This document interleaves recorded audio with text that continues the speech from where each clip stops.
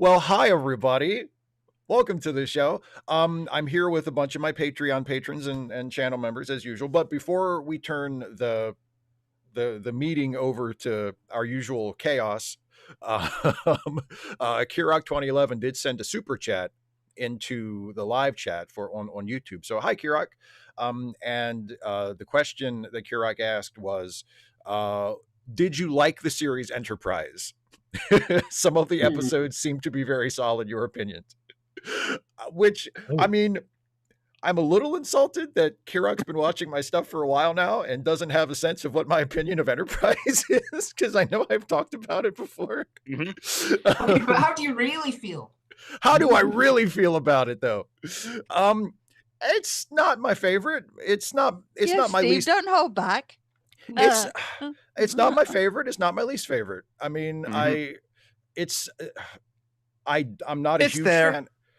Yeah, exactly. It is a show that exists. It's exactly. It's there are parts of it that I like. I think I know I've said many times I love the production design. I love how I love how that version of the Enterprise looks inside and out. I think it's a really cool ship.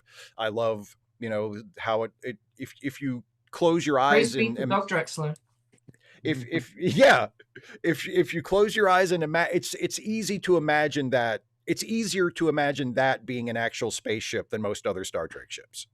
It has more practical stuff. They have stairs and ladders and like buttons that actually, instead of everything being a touch screen, like it's still clearly a made up imaginary ship, but it looks closer to what you would imagine a real spacecraft would look like than most other Star Trek ships. And I like that. And I like the uniforms, the kind of zip up, flight suit style uniforms. There's a lot of stuff aesthetically that I like about it.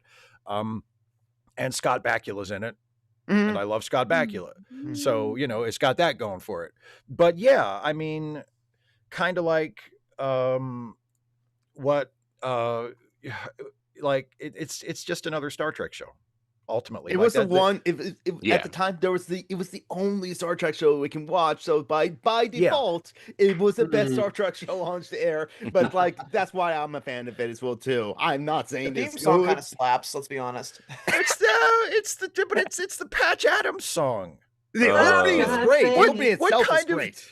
What deranged lunatic at Paramount said, you know what we should use for the theme song for the new Star Trek show? The song from Patch Adams. I have no problem with them using a pop song. Like, I think that's actually a great idea. Using a pop song is like the opening credits for a Star Trek show. I think that's really cool. But why that song? They wanted to use Beautiful Day. If you put Beautiful Day over it, it cuts better. They couldn't get the rights. So I was going to say that would have been expensive to get a Yeah. I've never seen Patch Adams. I had no idea that was. Didn't they use that in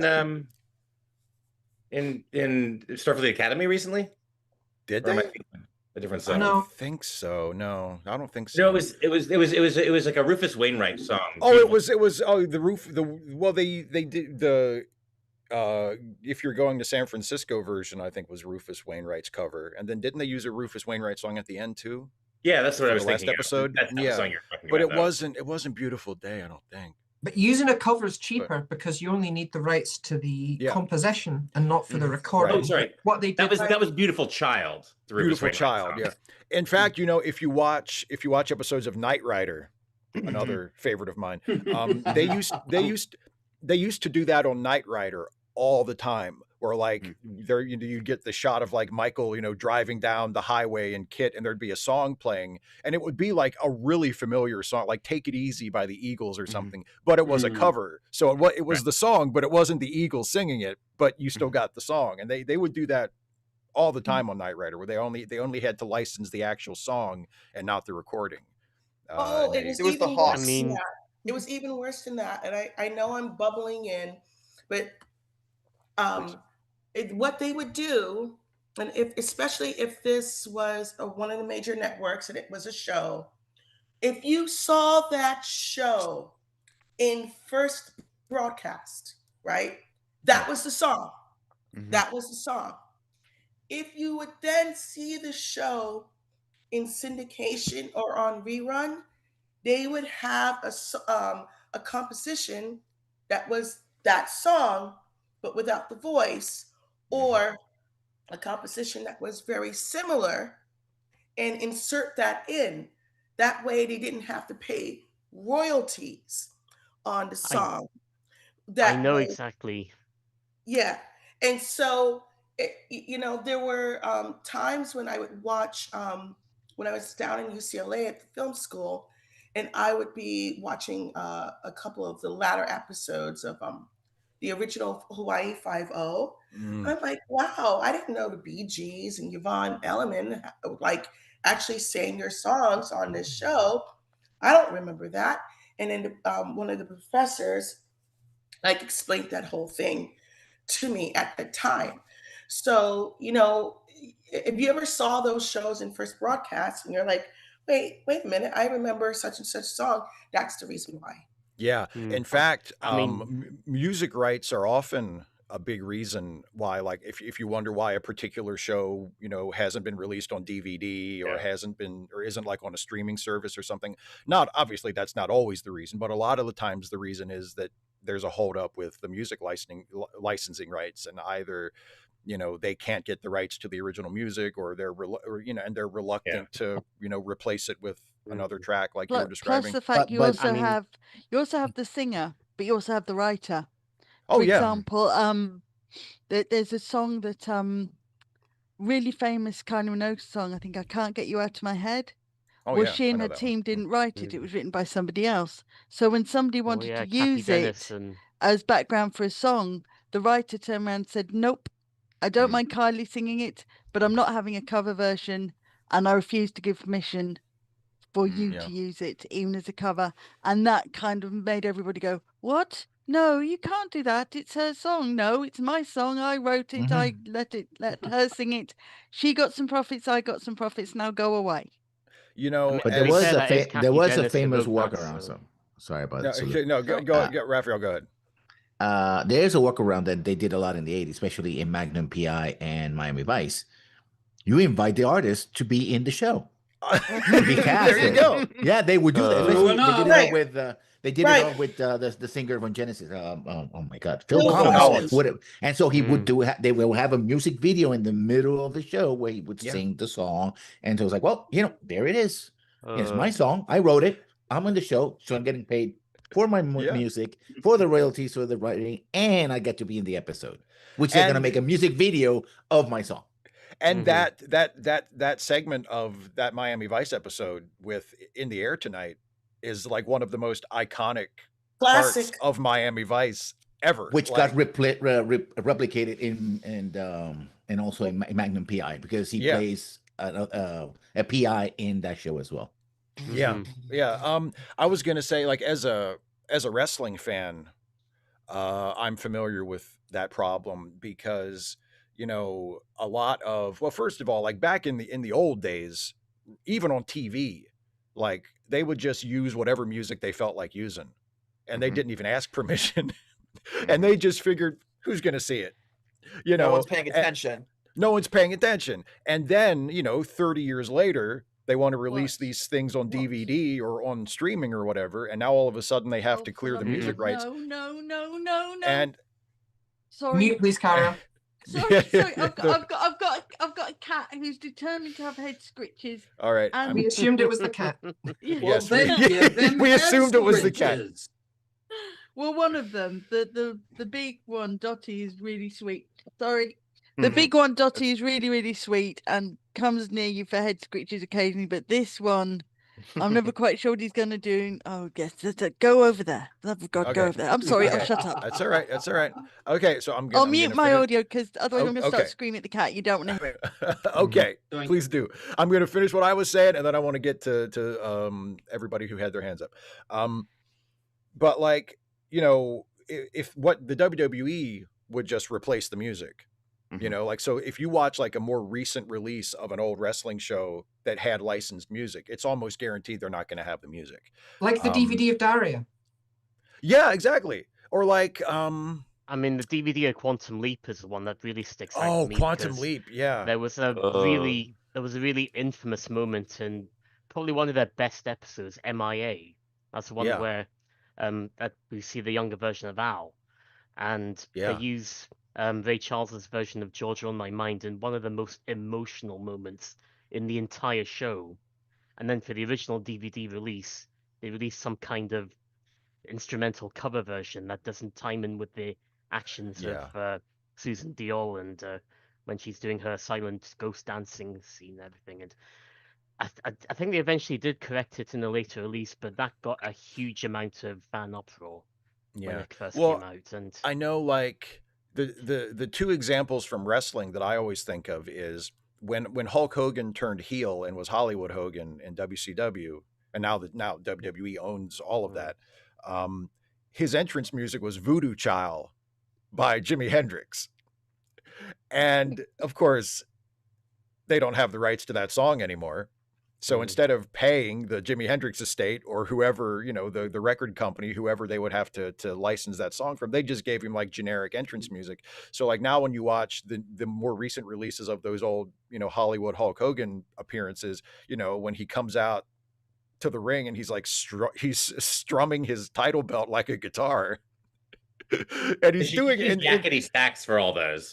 They really should. They really, for Hogan, they really should. They should play fucking Benny Hill music. But what do you mean the other one, heel? I thought he was always a bastard. Oh, he always was. Yeah. Well, he never. Yeah, he turned heel in real life a lot earlier than he turned heel in wrestling. But the one that I always sort of wince at is because my all-time favorite wrestler ever is Ricky the Dragon Steamboat, and during his first WWF run, his entrance music was Sirius by the Alan Parsons Project, which is also the Chicago Bulls entrance theme now, right? That really iconic, like da, da, da, da, da, da, da, da, da, da, da, da, da. It's like it's like the Michael Jordan entrance theme. But before the Bulls were using it, Ricky Steamboat used it as his entrance theme, and it was amazing. You'd hear that music start, and then out would come Ricky the Dragon Steamboat. It was incredible. And of course, they don't have the rights to that song anymore. So now, when you watch like more recent releases of Ricky Steamboat versus the Macho Man at WrestleMania 3, here comes Ricky Steamboat, and it's just generic entrance music, and it's like, oh man, I remember his. That happens with the Olympics. Yeah. What was that, Galen? I think that happens with the Olympics too, like the ceremony music and stuff. Yeah, actually, I bet it does, because a lot of times for opening ceremonies, they will use like licensed music if they re-release that on home video. At least certainly since London 2012, certainly. Yeah, they did for 2008 as well. Yeah, because the rights for the Olympic anthem now, the other one, the big one everybody associates with the Olympics in the States, it's the Chariots of Fire. Oh, the John Williams one. John Williams. Yeah. So and that he composed it for NBC, right? So that NBC would have that music when they do the presenting, and then the Olympics were like, well, this is so iconic to a lot of the audience in America that they started using it. And every 4 years, you got to make sure that John Williams is like, yes, okay, give me the. Maybe that's why I've not heard. Yeah, which is I'm surprised that American graduation ceremonies can still use "Land of Hope and Glory," because the music is Elgar, and I'm pretty sure that the royalties go to the Elgar estate. They're not broadcasting the ceremonies.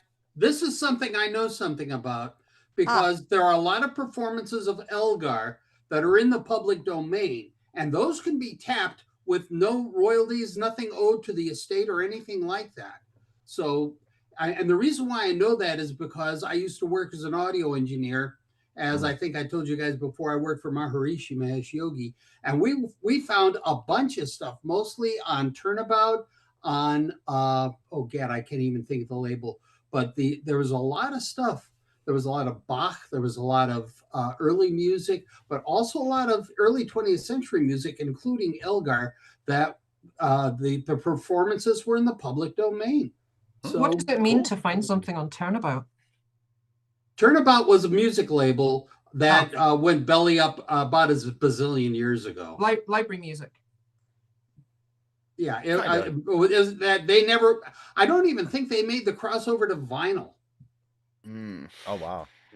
Yeah. So it was just those tape cartridges? No, they if it made it to tape at all, whether 8-track, or cassette, it is news to me. The broadcasting cartridges that 8 tracks were developed off of, that they used in radio stations.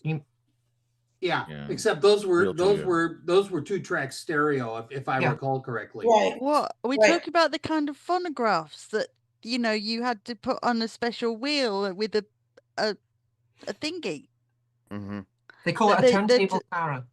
No, not a turntable. They were cylinders. A wax cylinder. A wax cylinder. Yeah, a wax cylinder. Yeah, that kind of thing. Yeah, that goes way back. That's like original technology.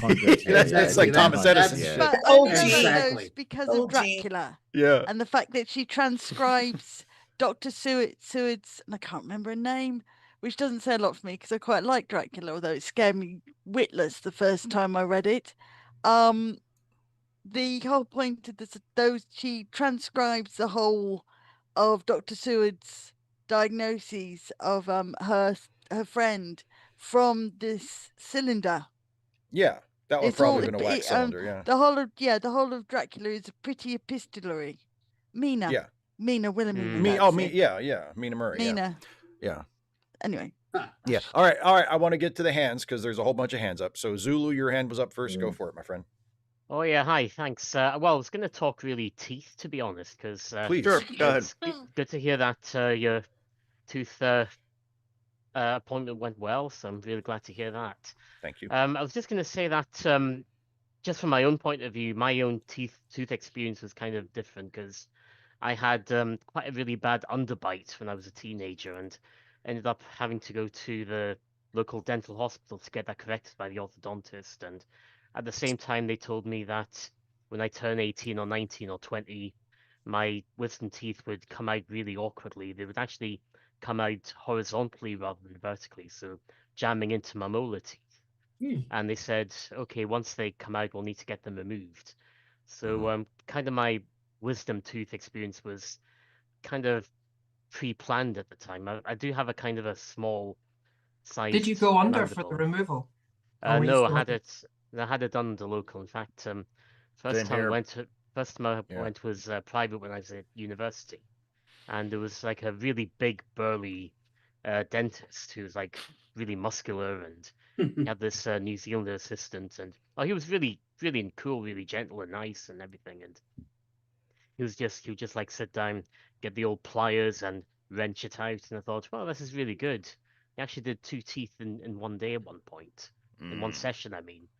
Pliers? He used to look, well, they use special dental pliers for these things. In mine, they used this like flat plate. They just like push. There was no like gripping. That's what.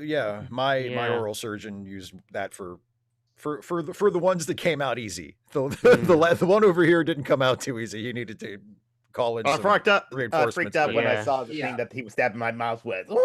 Yeah, that sounds familiar. Yeah, that's the thing. They don't put you under here in Puerto Rico. They just like, oh yeah, here's a needle. Another needle and another. You're like, oh yeah, you got the laughing gas though. They gave me. I did. No. When I went for my consultation, he gave me all 3 options.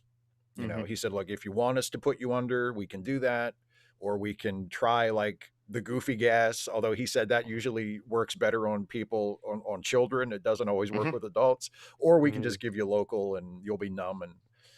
And I said, let's do that. Depends how many whippets you've done in your college years, Steve, I think.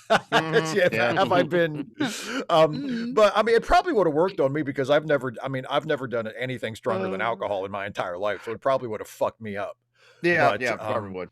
Yeah, it would have been fun on Friday evening, seeing you kind of going, I'm fine, it was wonderful. There was actually someone. Tell me your questions. Someone if I may. No, yeah, go ahead. Sorry, go ahead. Yeah, I had mine out. I want to say it was probably 1984, and I was lucky enough to go to the Western Reserve Dental School, which is literally right across the street from where I went to school at Case Institute of Technology, which is now Case Western Reserve University. Anyhow, gentleman's name was Mickelson, and I was not fully out. I was not fully conscious. I was in a sort of a vague state. He used 2 things. He used Valium, which you have heard of, but also something called pseudo-sublimase, and it sort of put me in a sort of a median state where I wasn't. Yeah, exactly. Very well put. And it was interesting because the first 3 came out pretty well. I had 3 that were impacted and 1 that was super erupted, and they absolutely had to come out. But he got the first 3 done. He says, you know what, we're having some issues with this 4th one. And he partially brought me out, and then because I had to be maneuverable, and sat me down to one of these sweep dental x-rays. Mm-hmm.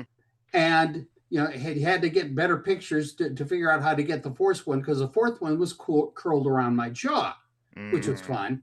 But I said it in the chat, and I say it here. I cannot say enough great things about this guy, because he just took premium care of me. And I've talked to other dentists. Oh, I know that guy. God, the guy is the pro from Dover.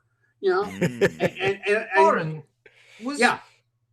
I can't find anything about pseudo sublimates, but I'm finding lots of results about fentanyl sublimates. Is that what they gave you?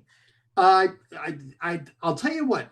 The term stuck with me from the time I heard it. I mean, I suppose I can Google it and take a crack at it if this old machine. You put in the chat, but it's only giving me fentanyl sublimates. There's nothing. It wouldn't be fentanyl because that was recently invented in the 2000s. I wouldn't think it would have been fentanyl. Yeah, it could have been an opiate, but not an artificial one. Yeah, I had to have one tooth out and a huge filling on my right side, and I was perfectly fine. But he did it under local, because he said, I really don't want to put you out. You're too stressed for me to put you out. So as he said, he had to swivel me to check one of my teeth, which did eventually have to come out. And I'm afraid whatever he'd given me made me so disoriented that I leaned over the chair and vomited all over his. Oh dear!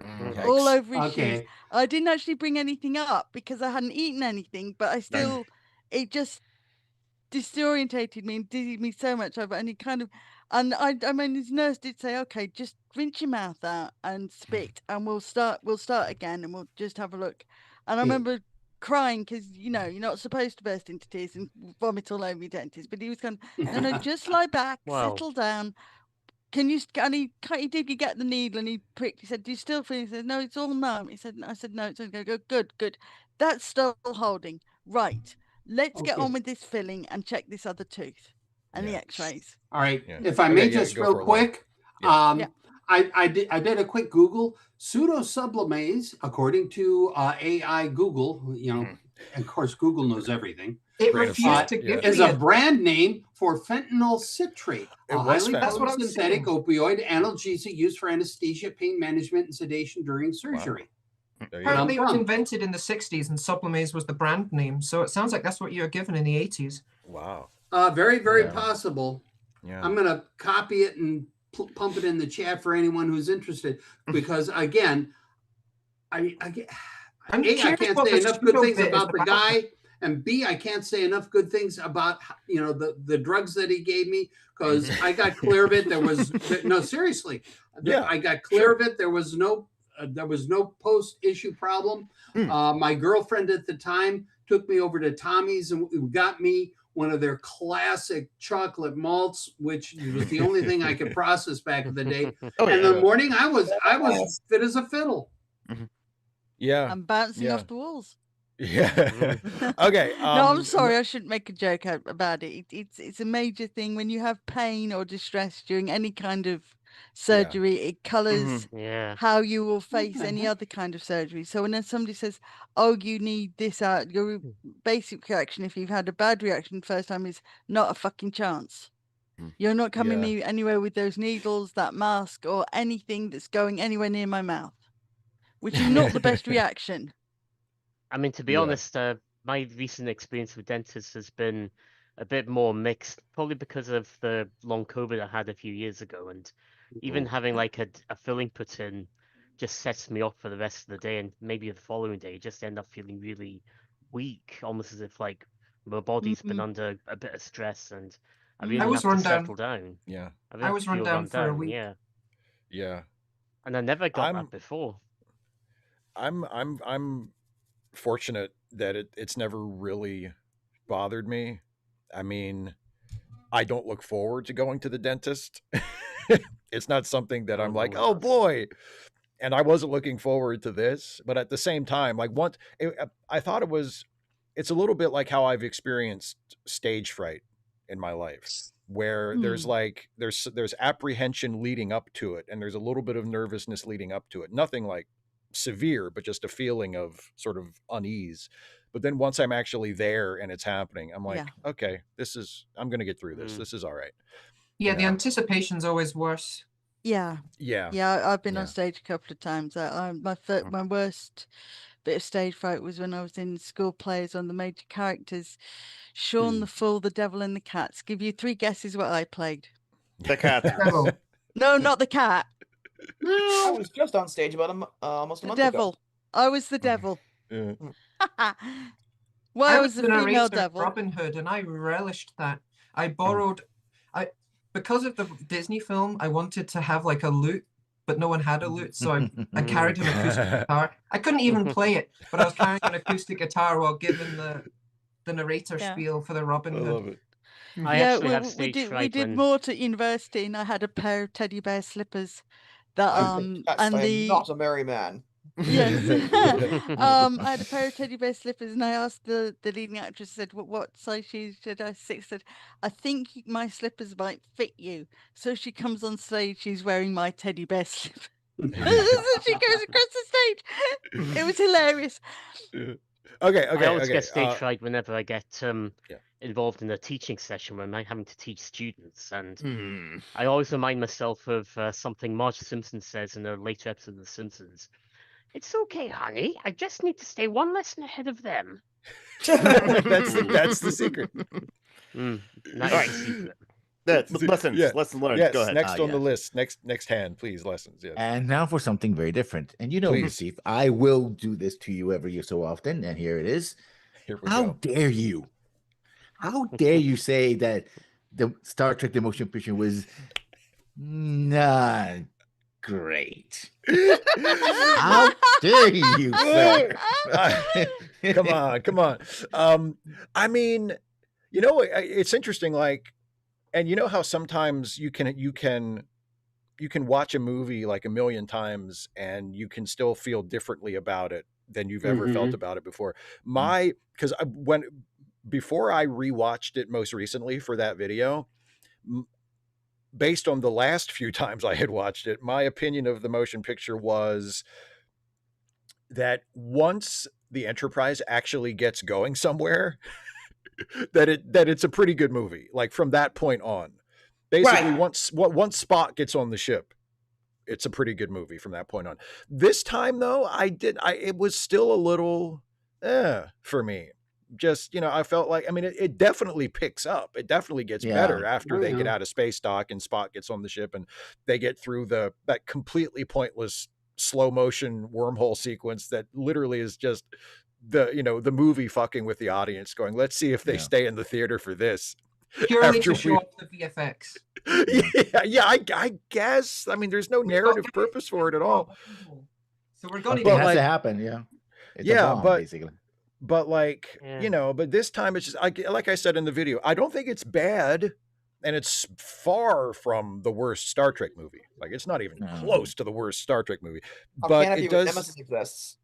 Oh god, Nemesis is so much worse than any other Star Trek movie, if you ask me. But Nemesis is so bad. Oh my god, Nemesis is terrible. I'd agree. Nemesis is so bloody awful.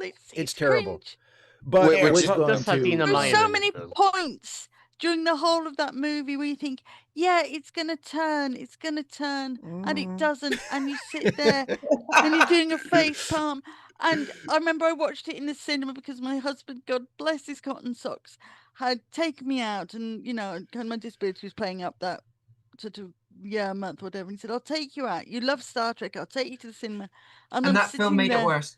Well, he did take me for dinner afterwards, but and I remember I looked there and I'm sitting there watching it, and you know how you're watching something and your mouth is opening more and more, and you're staring at the screen, and you're thinking, okay, I can appreciate that this has happened to Data. I can appreciate that Picard might have a son. God knows he left enough of his stuff all over the universe, and it could have been scraped up. I mean, hell, if the Jem'Hadar can create just male people, okay, I can cope with that. But it just got worse and worse and worse, and I'm sitting there by the end of it. I couldn't even cry, and my husband put his hand on my shoulder because they'd positioned me in such a place in the cinema that I couldn't really get out without kind of causing a ruckus. And he put his hand and he says, "Is everything all right?" And I said, "Well, it wasn't." He said, "Did you enjoy it?" I said, "It's nothing like, I've never seen anything quite like it in my entire life." And I don't want to see anything like it again. Right, I'm good. Like we don't that, need to watch this and I again. remember thinking, I think one of the striking things about Nemesis is that one of the striking things about Nemesis is you forget Tom Hardy's in it. Yeah, it's true because he became so awesome after that movie. Who would have thought the guy who played Shinzon in Nemesis would turn out to be such an amazing actor and such a cool guy? Apparently, I heard that he went into that should have been a career killer, and he's so good. He's so that good. It wasn't. Yeah. So good. Steve, real quick. You have watched also the director's cut of the motion picture, right? Oh, that's the one I watched most recently for the video. I was going to say, because to my mind, it makes a lot more sense in terms of, just the overall sense of the picture.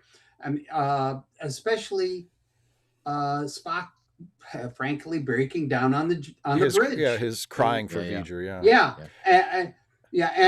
And that little interaction that one of Scotty's junior officers has with Scotty about, when that much matter and antimatter come together, dear. Oh yeah.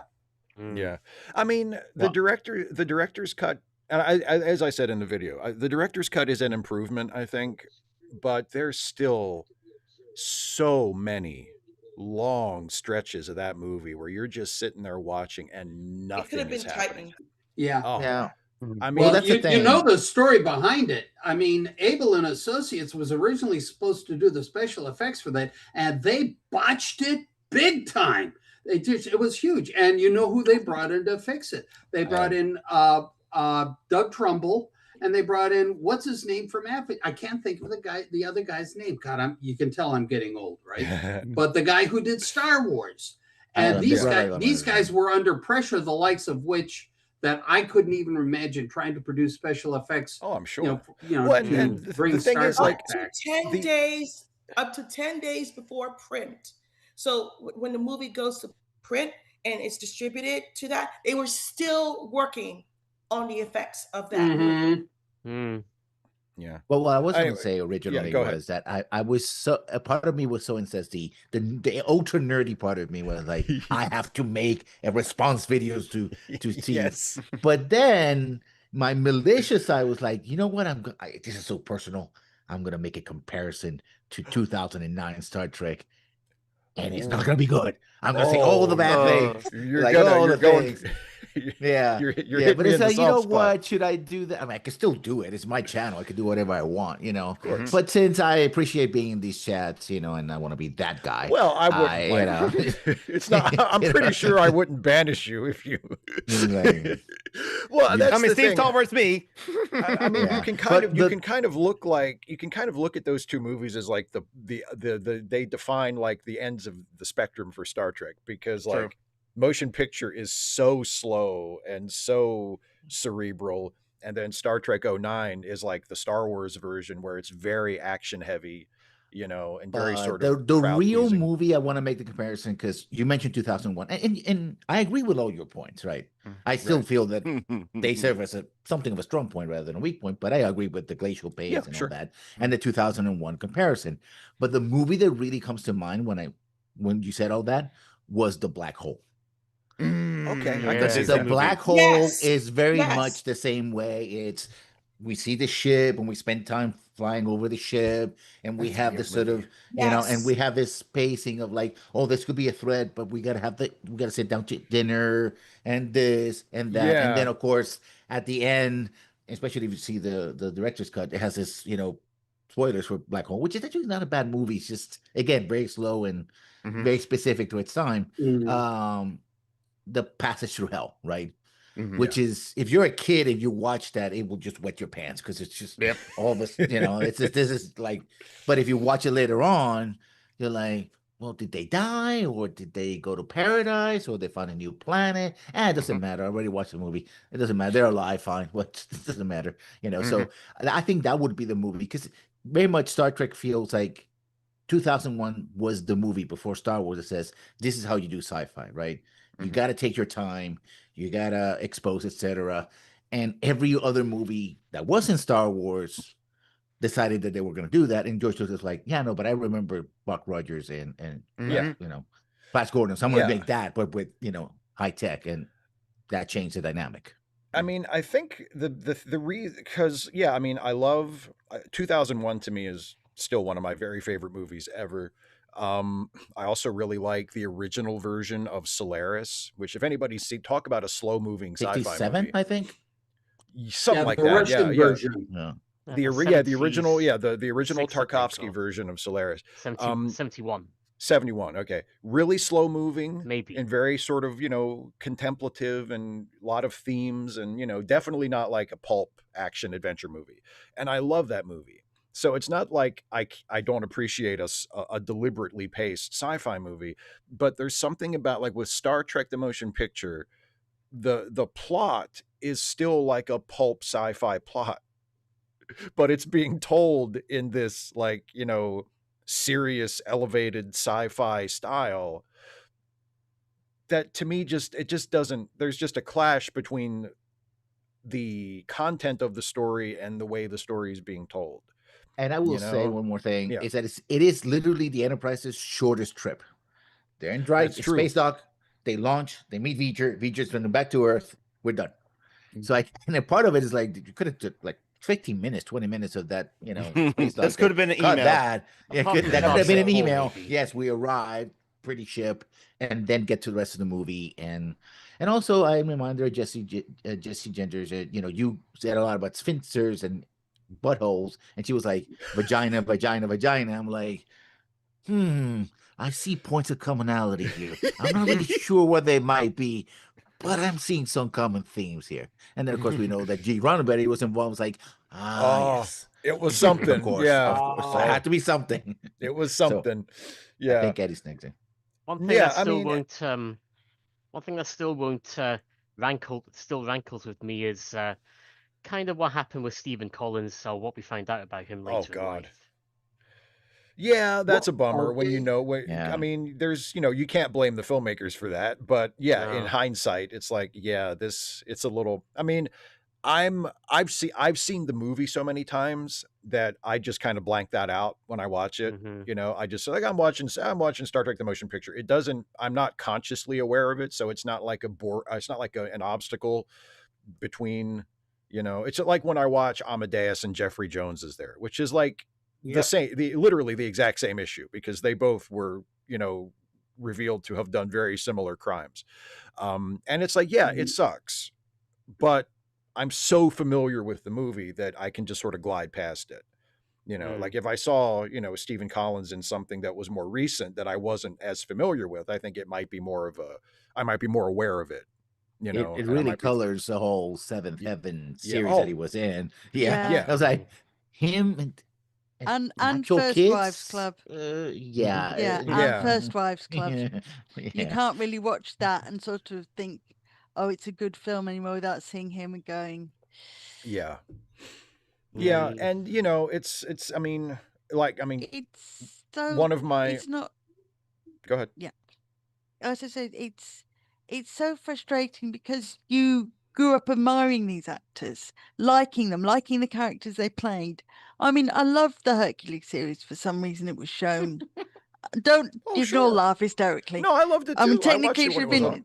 I just remember something funny. I related to that guy. But I used to love that, and I used to love kind of there's Kevin Sorbo, there's Stephen Collins, there's another guy I mentioned when I mentioned it in the chat when he did Shaman, I think, and I replied to that, and all these actors, and you think, bloody hell, I'm going to have to go back to Richard Dean Anderson, aren't I, and just throw the book away.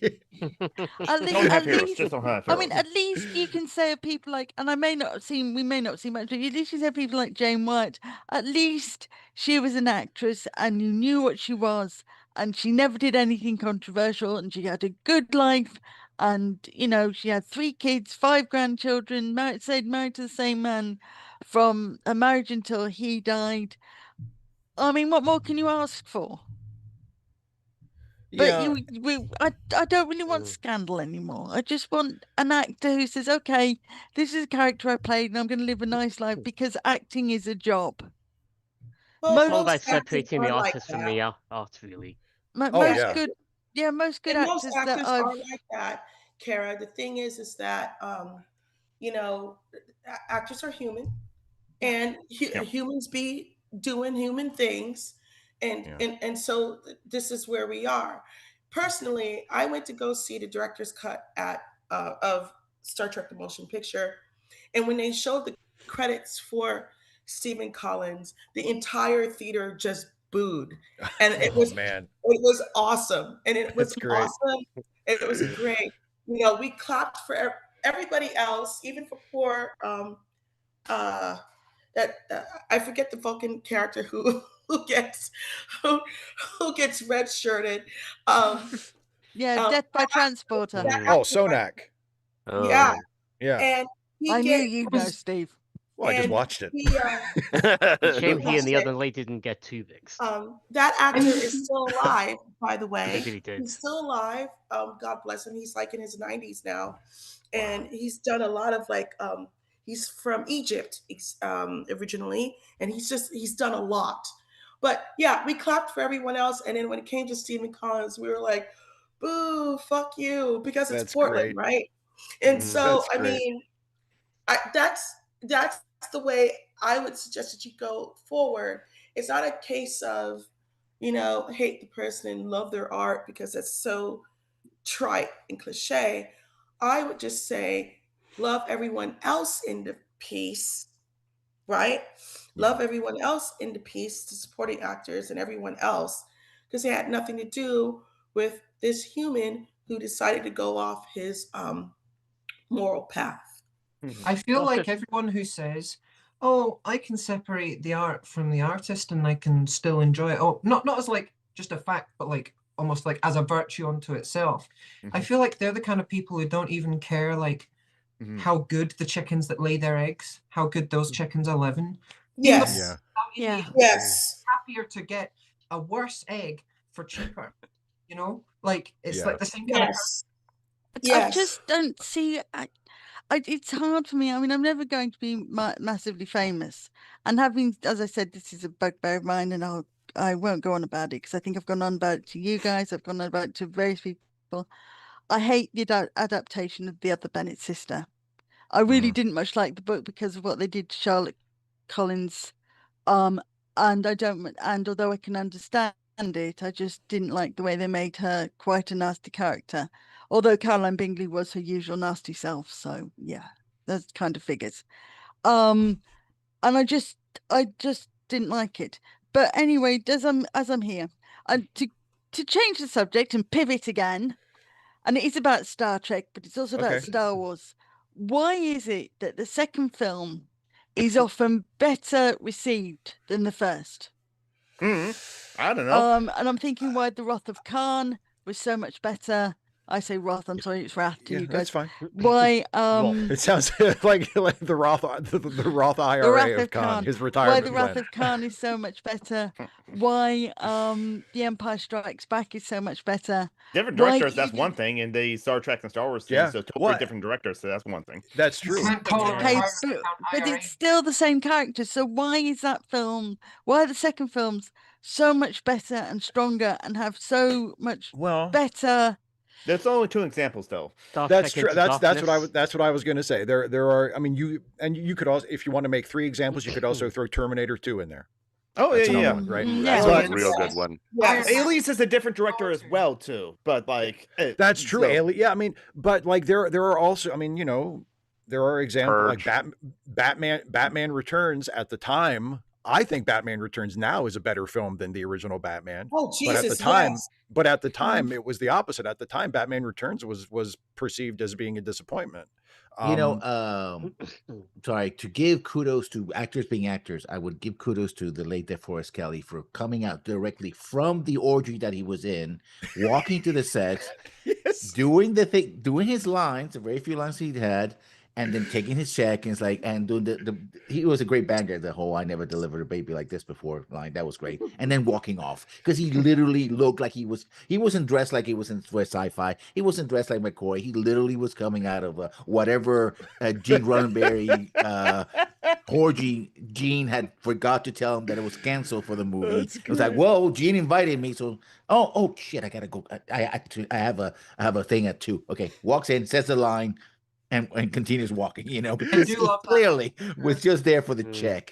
It does seem like I need to be Bones. It does seem like he had the easiest job, like of all of. I mean, George Takei wasn't exactly being taxed as an actor in that movie, but like of like the big major characters, it does seem like DeForest Kelley had the easiest job. Like he had no character arc, he had no heavy scenes. Come on then, come on. He just had to the cat. He just had to show up and say his lines. Anyway, let's go back to the hands. Oh, sorry. Yeah, no. I was just, as far as the second movie's being better, I think all of the examples that you cited are examples of, like Geek pointed out, most of them are different filmmakers, than the original, and also they're doing something different. Even though it's the same characters in the same series, they're doing something different than the first film. Like Star Trek II is a very different movie than Star Trek I. Empire Strikes Back, I would argue, in many ways is a very different movie from Star Wars. Terminator 2 is a very different movie from the Terminator. Aliens is a different movie from Alien. Like they're taking the franchise that we know and that we're familiar with, and they're saying, let's do something. Instead of going in this direction, let's go over here and see what's over here. And Aliens and T2 are both action films, while Terminator and Alien are both horror films. Exactly. Yes. And they're, the scale is different, and there's more characters involved, and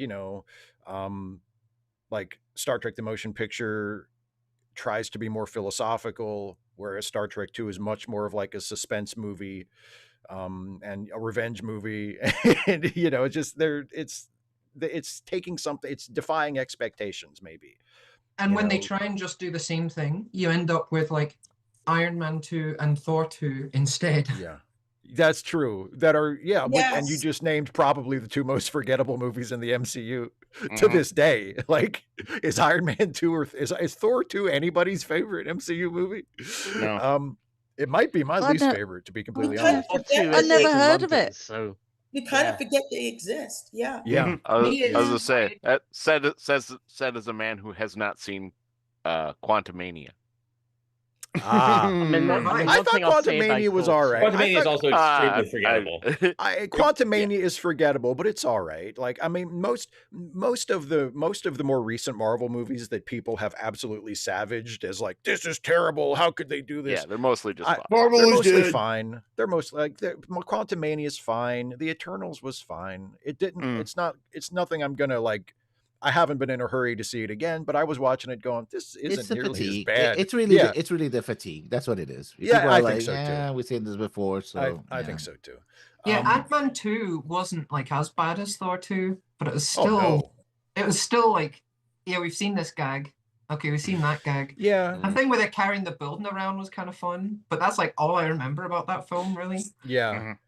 Well, and there's also that thing. There's also that thing that happens now because of social media and because of the way fandoms work, where there's always going to be a very vocal segment of the fan base of whatever it is that is going to color the discourse sometimes before the movie even comes out. So there's always going to be people that, no matter what it is, whatever it isn't is what they're going to complain about. So if the movie is too much like the other movies, they're going to complain that it wasn't different enough. And if the movie is too different from the other movies, they're going to complain that it's not enough like the other movies. Oh yeah. Yeah, what were you saying, Julian? Sorry. I was going to say, I think the media ecosystem very much, rewards very polar takes. So either it's the greatest thing since sliced bread, I'm rapturous, it's a masterpiece, or let me talk about what absolute garbage this is. If you say it was all right, I mean that is not a viral take. there's no interest in someone going, I thought it was fine. Yeah. Dualism I've had it when I had a beta reader read my latest DC fanfic. Okay, Kara. You have interrupted quite a bit. We have 9 minutes left of the show. If we keep this to an hour. I do want to get to I want to get to the other hands. Okay, so Edie, there she is. Hey guys, no, I'm sorry. no, it's fine. It's fine. I have you guys on the background as I'm plotting, plotting world takeover. Sorry. I wish.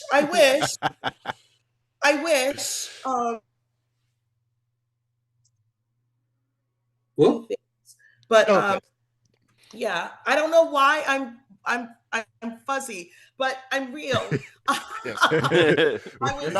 Your signal is weak, but we're receiving you. Yeah. I was actually doing a redo of the backyard garden, and I just had you guys on as I was sketching that through. I planted a peach tree, a multi-graft peach tree, and I think she's dead. Which is really, really sad.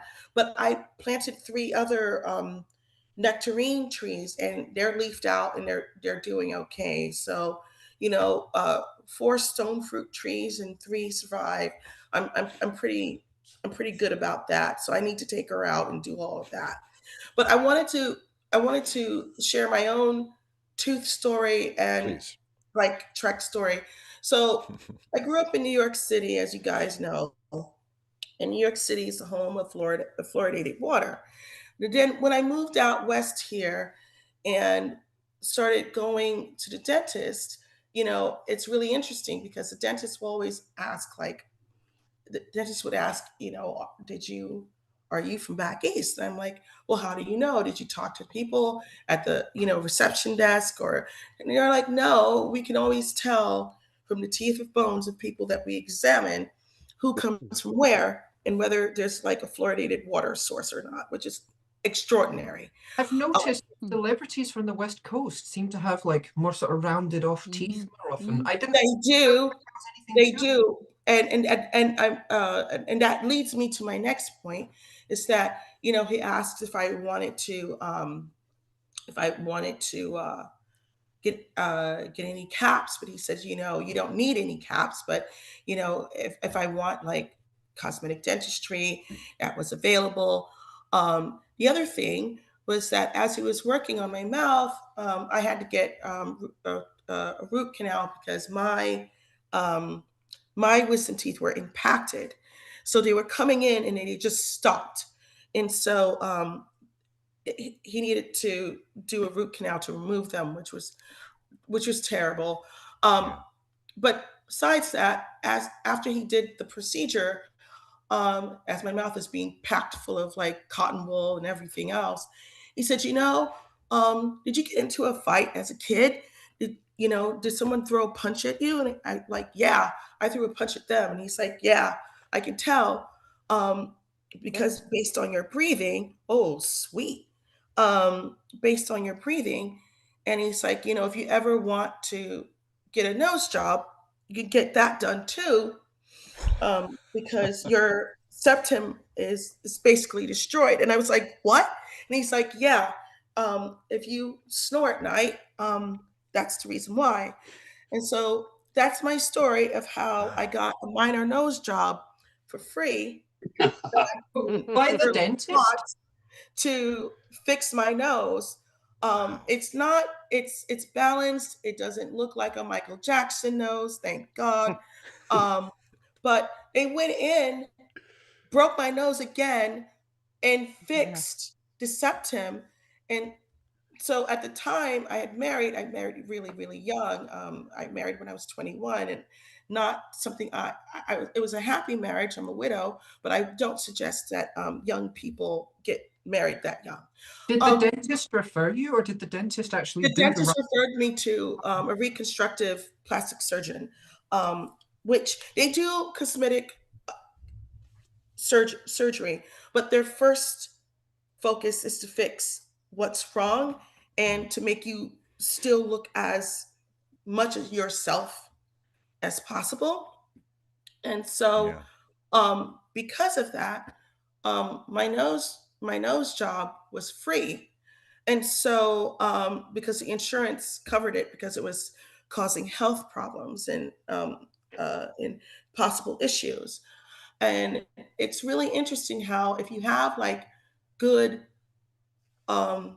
access to not just good health insurance, but good health care. Yeah. So you have like medical practitioners who actually deeply care about each and one of their patients, and they have empathy, and they have, you know, a sense of constructive thinking and seeing how things put together, how much your life improves.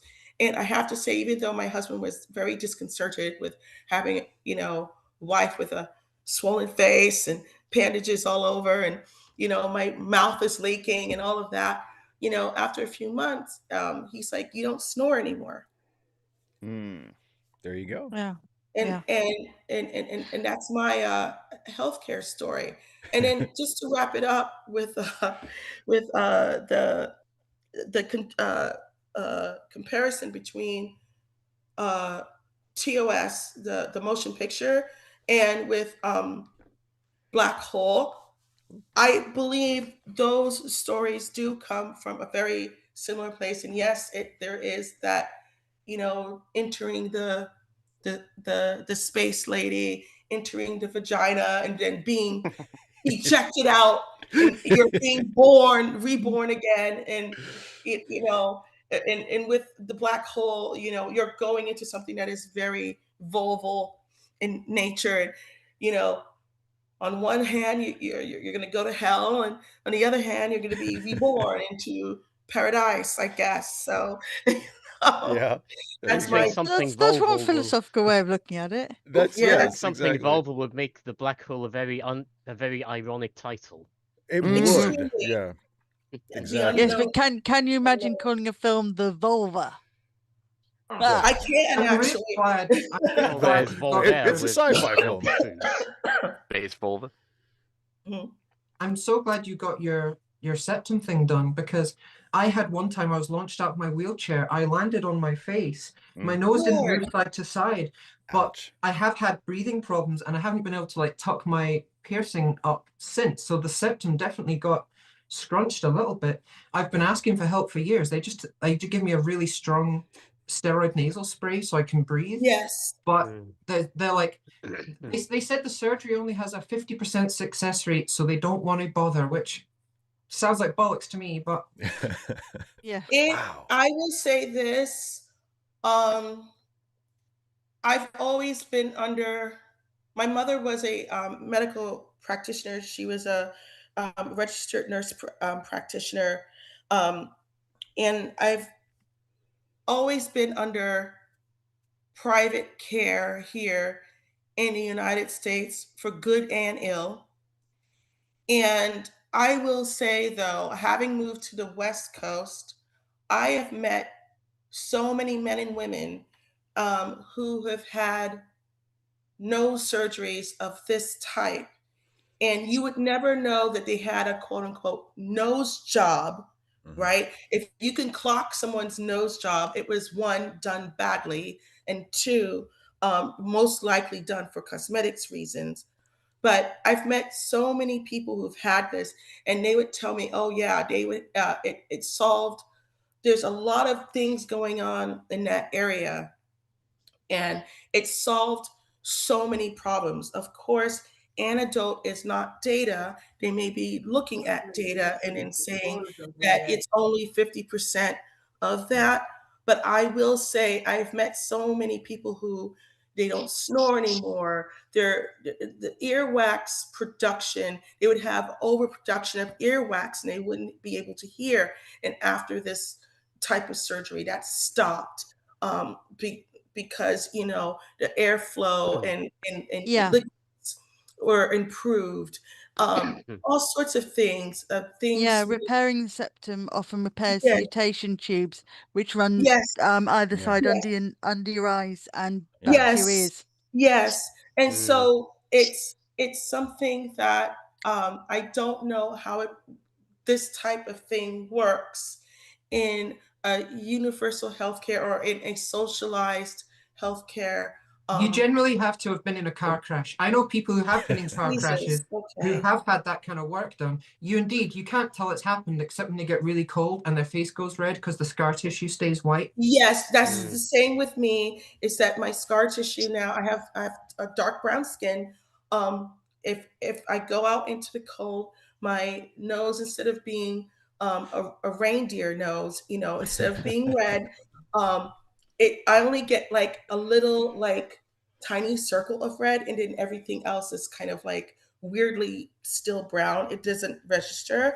So I do have that, but I will say that, you know, hearing you guys, interesting because the people I know, the scar tissue is a lot paler. I mean, obviously they're pale, but the scar tissue is like paper white. Edie, don't knock having a reindeer nose.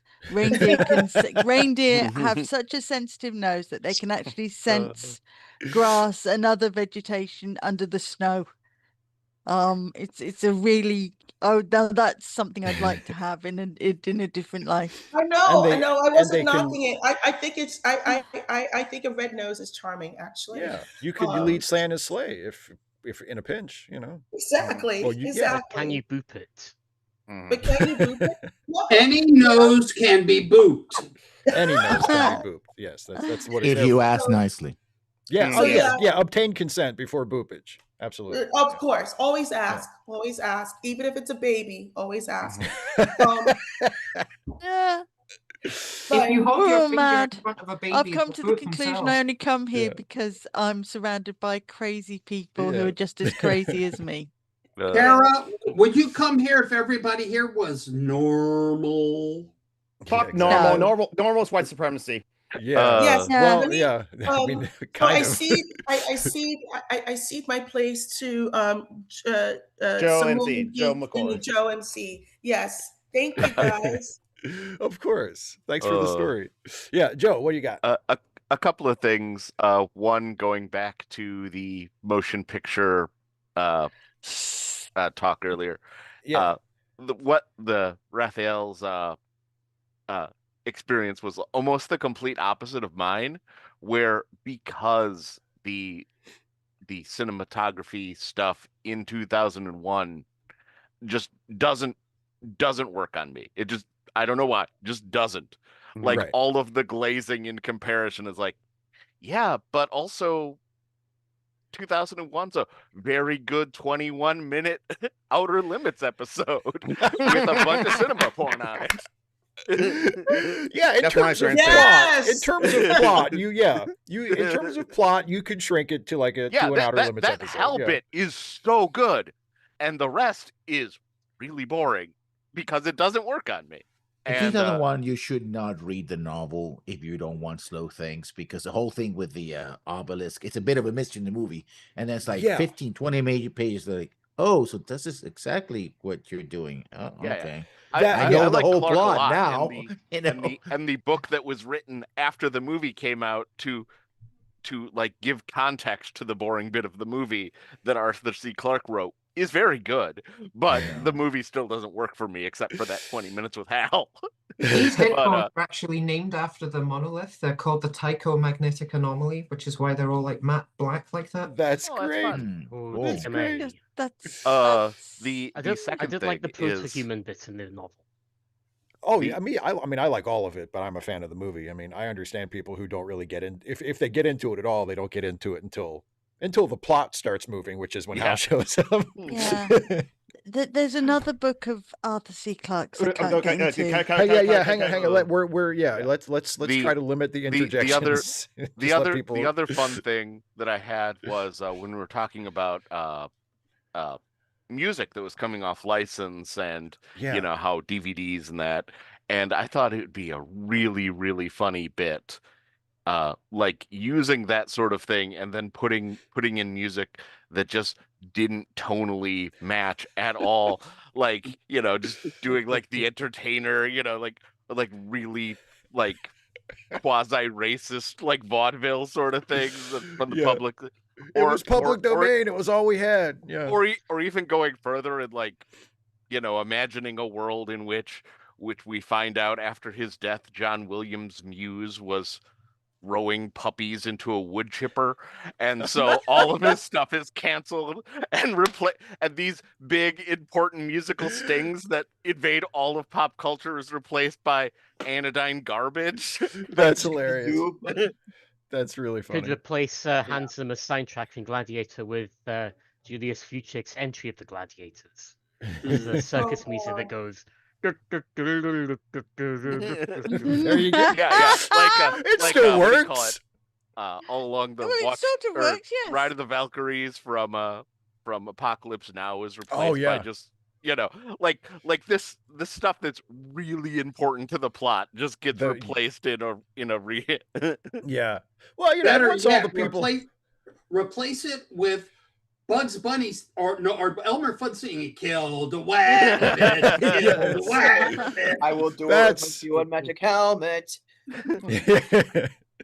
Exactly. And you know, I mean, once everybody who saw the original version dies, nobody will know the difference. You know? What the soundtrack from What's your 1984? I'll tell you what does work, and I've seen it on YouTube. That is the last stand in Star Wars of the fleet going up to attack the Death Star to Thunderstruck. And for some reason, it works. Yeah, I can see that. It works. And you can see by the actual way it's just X-Wing fighters going up. There's no heavy artillery. There are no huge frigate ships. This is it.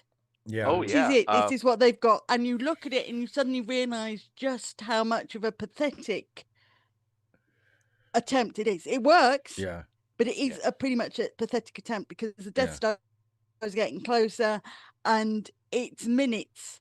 It could be minutes before they come into range and fire on. I think it's Tatooine where they've kind of the bases. Yavin, and it comes up as Thunderstruck. Yavin. Yeah. That actually brings up another really fun point about what somebody's talking about 2001 and Star Wars being like divergent things and, you know, different approaches, and how much of that is just based on Star Wars being saved in the edit, and that scene you're talking about specifically was supposed to be like 4 times as long, and it just wouldn't have worked. No. Oh yeah. And, what? Lucas' ex-wife. Lucas's saved the edit, saved it in the edit. Yeah. Women do not get enough credit in the business, especially for it. No. And it's another thing. It's another example of, you know, like the pacing and the tone need to match the story being told, you know, because like, and again, I say this as someone who loves 2001 just as it is and wouldn't change a thing about it. Like, to me, if you tried to tell that story at too fast of a pace, that would diminish it, because it's meant to be sat with and sort of experienced at a slow pace. Whereas like if Star Wars was, you know, 2.5 hours long and was a super slow pace and like a slow burn, it doesn't work. That's not the story. You know, it's an adventure story. It needs to move. And especially that Death Star assault at the end, you know, like that, we don't need to be watching that for very long. You know, like you need to, I mean, you don't want to get, you want to have it long enough to build suspense and excitement, but you don't want it to be like, you know, a 15-20 minute sequence. Like that's absolutely right. That's way too long. One of my favorite genres of YouTube videos is the inappropriate trailer edit. You've heard of the Scary Mary one, where Mary Poppins becomes a slasher film. And my other favorite is where they turned The Shining into a romantic comedy. Oh, I've seen that one. I've seen that one. How I found out about The Onion was when they made that film saying, "Oh, the Iron Man trailer was so successful, they're gonna flesh it out into a full movie." my favorite Onion, not my very favorite, one of my favorite Onion video news stories from years ago when they were doing it the first time before they brought it back more recently was back when the 2009 Star Trek movie came out, and the story was Star Trek fans attack new movie as entertaining and accessible. Or something like that. Like the Trekkies were mad at the new Star Trek movie because it was too enjoyable. He's like, where are all the scenes of characters sitting around a table talking about stuff? Where's the this isn't technobabble? Star Trek. All right. I'm going to get the last two hands that are up. I'm going to get the last two hands that are up, and then we're going to end this. It's going to be over. So, Geek, go for it. Yeah, I was going to really like to do something else entirely as well too, but like we're already 11 minutes past the hour. There was I don't know. It's just like it's so many people talking at once, and everyone like thinks that like what they say is important, including me. And what I have to say next is very important as well too. But like, I think so like May 1st, May Day, International Workers' Day. Yes. There's apparently there's a planned general strike. I have not been following the news as I usually do because like I got laid off on like March 19th as well too, and so I used to like listen to podcasts all day at work as well too, and now I don't listen to podcasts all day as well too. So I'm catching up as that. So there's that, but also like International Workers' Day is the most important holidays. Well, Ted, I won't go on too much about it. I already spiel about that last year on like Patreon Hangout 121. Oh wait, I also have like the thought slime video that you can like watch as well too. They'll like put in the chat and like in the Zoom call as well too. You can watch that. But like along that lines, I should say this every single fucking day. Fuck capitalism. Capitalism should be dismantled as well too. And I don't trust anyone that doesn't agree with that statement, honestly. But that's me. But along that lines of fuck capitalism must be dismantled, like me being unemployed and other things too. But then more importantly, but because I'm also unemployed, I can't like give money to like Phoenix and Joanna and like actually no, Joanna has told me not to give her money as well too. I'll probably give her money still despite her as well too. I got my severance, I get unemployment, but like. And since I can't like step up and give away like 40% of my income in order to like try to like my best to like help out Joanna Roberts, Phoenix, and like Joey Fire Linder, and like Naz the Neko. Okay, Steve Shives is Naz the Neko. Naz the Neko. Naz the Neko. Naz the Neko. I can forgive you for saying Nico instead of Neko because you're not an anime fan as well too. That's true, and I think of Nico like from the album yeah. But yeah, so it's like, yeah, I'm putting the links in the chat right now. Please, everyone, give if you have extra money, or like you don't have extra money, think of ways to like earn extra money under this system, under this economy. And it's like, yeah, that's nearly impossible. I know that's what's like. So because like apparently like my friends like Joey, Naz, LQ, like Joanna, and Phoenix won't have to suffer in the meantime while we're like living through this whole society. And even when the Democrats are in charge as well, too. I know, vote for the midterms, but, like, yeah, my opinions on them as well, too. So I'll just leave it there. And, like, Lauren, you can go now. Yeah, Lauren, you get the last word. Like I said, I've got some spare money, but I only have X amount. I know, Kara, I know you say this every single time. And yes, okay, let's not get people. Yeah. Sorry, I know we're getting. I have to. How choose 5 people I can give this to. How do I choose those 5 people? Just okay. Just everybody. Well, that's true. Yeah, just pick something. Okay. I want to hear what Lauren has to say, and then I want the show to be over. I love you. I love you all. I love spending time with you. But I want to hear what Lauren has to say, and then I want the show to be over. Peter Jackson film this. Okay, a couple of quick things. You'll notice I've actually put something up on my wall, and if you zoom in on that, you will discover it is a lovely pic that I got from the Air Force Museum of the shuttle Discovery before the first launch of the space shuttle before it went up. I uncovered that after, having, we've lived here roughly 6 months or so. And, oh, what is this?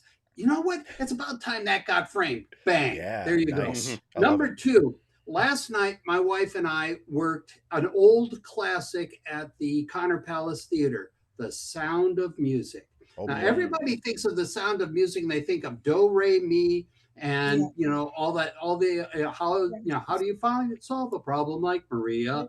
And it's great right up until you get to the point where the the Von Trapp family sings in front of the audience, not quite towards the end of the play.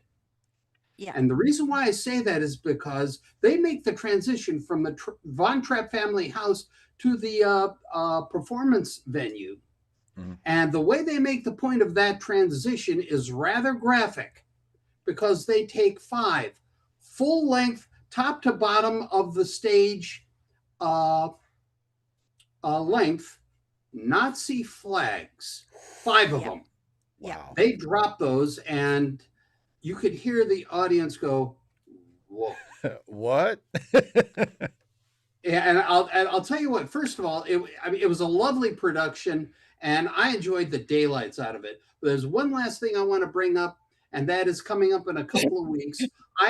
As some of you may or may not know, I am a huge fan of Sergei Prokofiev. Mm-hmm. Yes.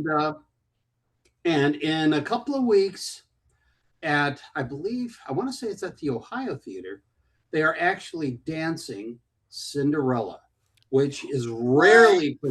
Oh, that's awesome. Actually, it is rarely performed. I love the music, and especially if you listen to the beginning, because the beginning is the original minor key Cinderella / Aschenbrodel.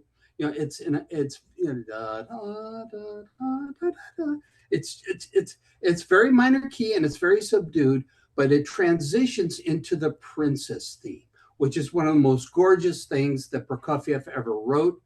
You don't want to guess how much I want to see that music danced on stage. Yeah, that sounds I believe the word, Lauren, is exquisite. Yeah, that's great. Bingo, you got it. That's great. All right, that is going to do it for the show. I was just thinking, talking about God, Cara. I'm sorry. Tell me Let to me shut end up, the Steve. show. Let me Please, end for the the show. love of God, Please. Steve is going, let me finish. Let me finish. Let me end the show. I just want to say thanks to everybody for being here, as always, and for your support. And thanks to everybody watching for your support, if you are also a supporter, and just for your attention, if you've been watching. We do this the last Sunday of every month, and if this looks like fun and you want to join in on this, and you want to try to get a word in edgewise with this bunch, and I drive everybody nuts. try it. I think I'm gonna have to start giving Steve extra money. I'm gonna have to upgrade my subscription just to keep him happy. As you can tell, some of them even talk over me, which is fucking insane when you think about it. But at patreon.com/Steve Shives, or click the join button on YouTube to become a channel member. And yeah, that's it. Thanks for being here, everybody. Thanks for watching, and we'll see you next time. Bye-bye. Bye.